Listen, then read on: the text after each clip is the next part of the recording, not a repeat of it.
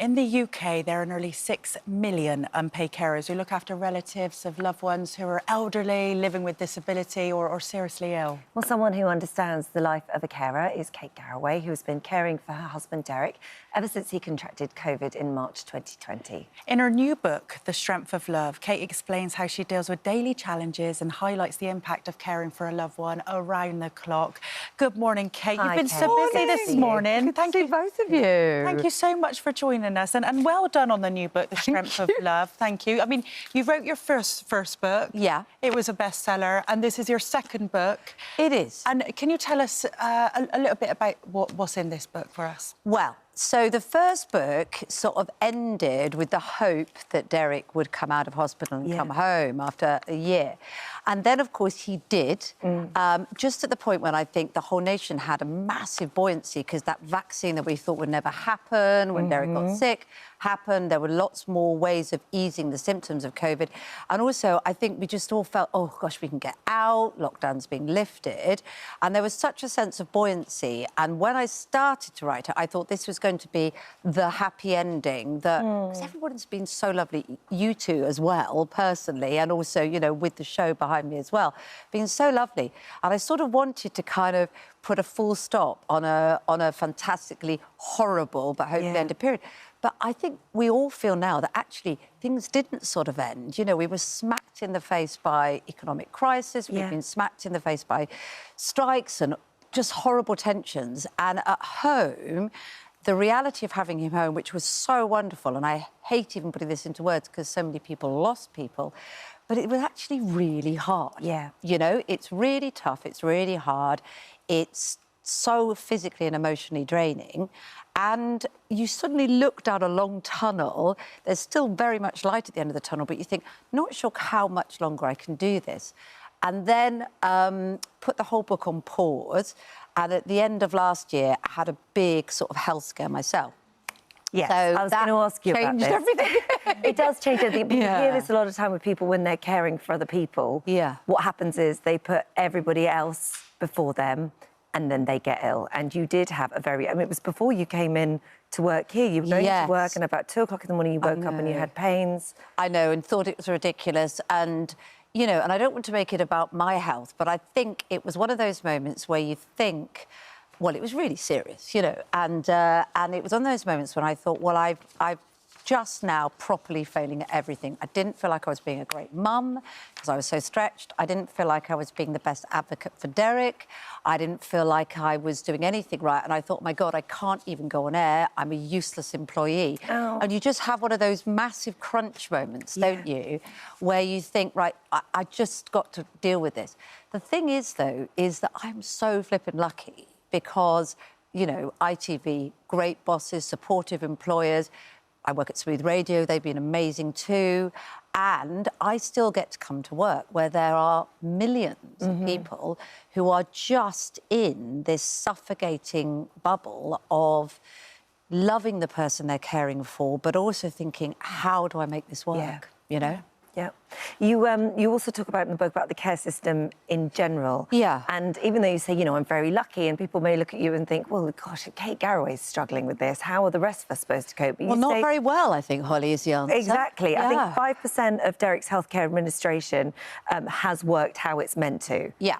So that's an awful lot that hasn't. Yeah, and that's not to say, by the way, that everything is wrong in that other, whatever the mass is, 95%. I did try to work out. You know what I mean? Please stop. It doesn't mean that everything is wrong. It just means that one of the pressures, I think, is that you can never be quite sure that anything's going to work. So, therefore, you're in a constant state of adrenaline. Every infection, every medication that's prescribed, is it the right one at the chemist? No, it's not, so I'm going to check it. And so, consequently, you're just sort of holding what you feel like you're holding a life in your hands. And I'm just not sure I'm good enough for that, really. Okay. And you know what I mean? And you are it's doing too much. absolutely It's the too best that you can. Incredible. I think everyone can see that. And Kate, what does like a daily schedule look like for you? And how is Derek's health now? Is he?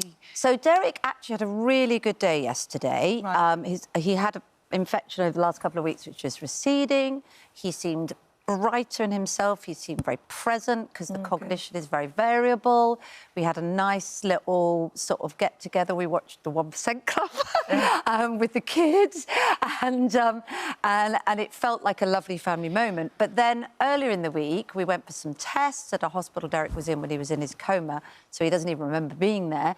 And we'd been waiting for referral to come up, and it had, so we'd gone back. So that's right 2 years ago. So can you imagine how long other people are having to wait? Yes. You know what I mean? So So we went there, and it was a very low moment. I felt really low, and I was coming back in the cab, and I just thought, oh, I don't know if I can do this. He was crying. The tests were really painful.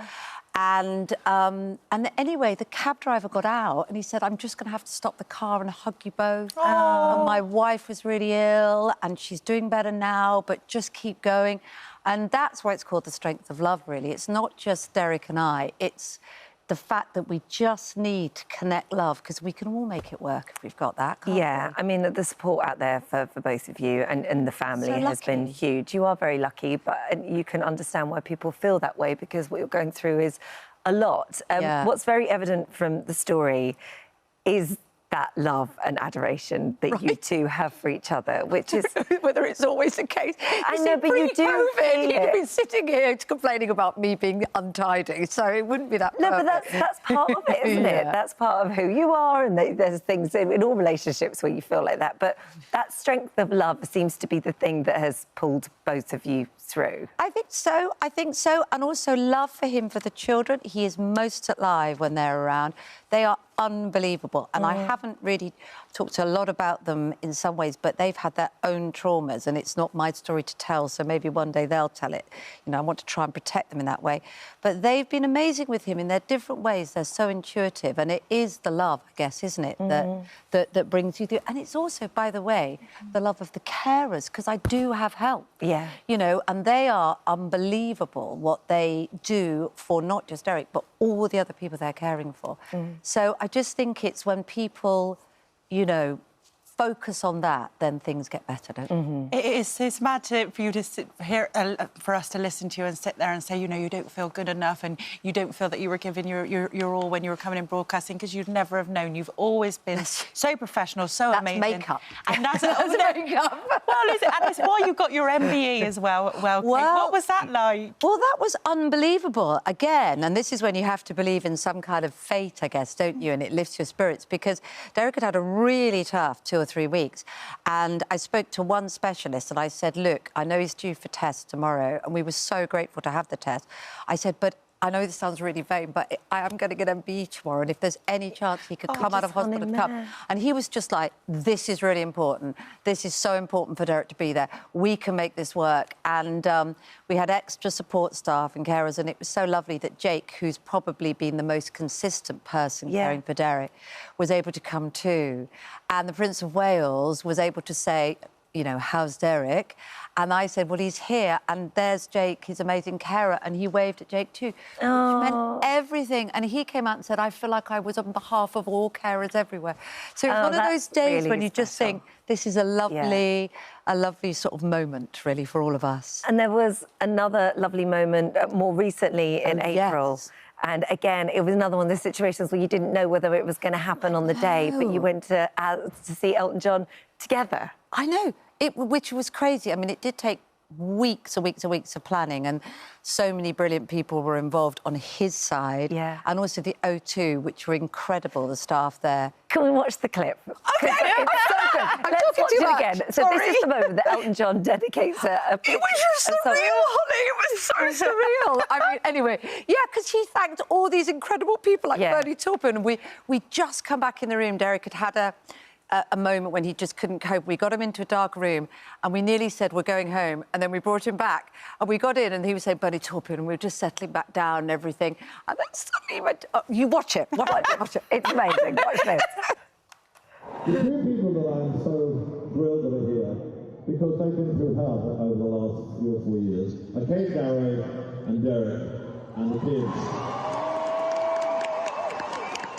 To say that they've been through a lot is an understatement of huge proportions. They've been inspiring, and they've never given up. And I'm so thrilled they're here, and I can't believe they're here. And I want to dedicate this song to the people that I mentioned before, but especially to you guys. Here we go.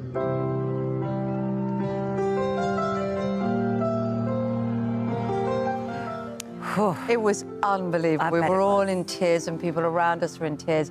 And he says, I can't believe they're here, because he knew how tight it was on the day. And the wonderful thing about that, and there is lots of positive in the book as well, is I talk about reaching for the strawberry, that moment when you reach for something. It's a whole Zen tale. I won't take up your time talking about it, but it's in the book. But it's that moment when you find something which lifts you out of it. And when Derek went to sleep that night, he said, I won't let the sun go down on me. Yeah. And I know. Oh, God, I know. Every time. I know. And I just thought, you know, Elton will never know, really, how much that meant. Yeah. And all those people in the O2 and everything would never meant. But, you know, he was wiped out for a week afterwards, but he had that in his head. That moment. And that keeps you going. Yeah, Sorry. I'm so no, sorry. no, you don't need to apologise. Oh, God. This is the book we're talking about, The Strength of Love, and this is out today.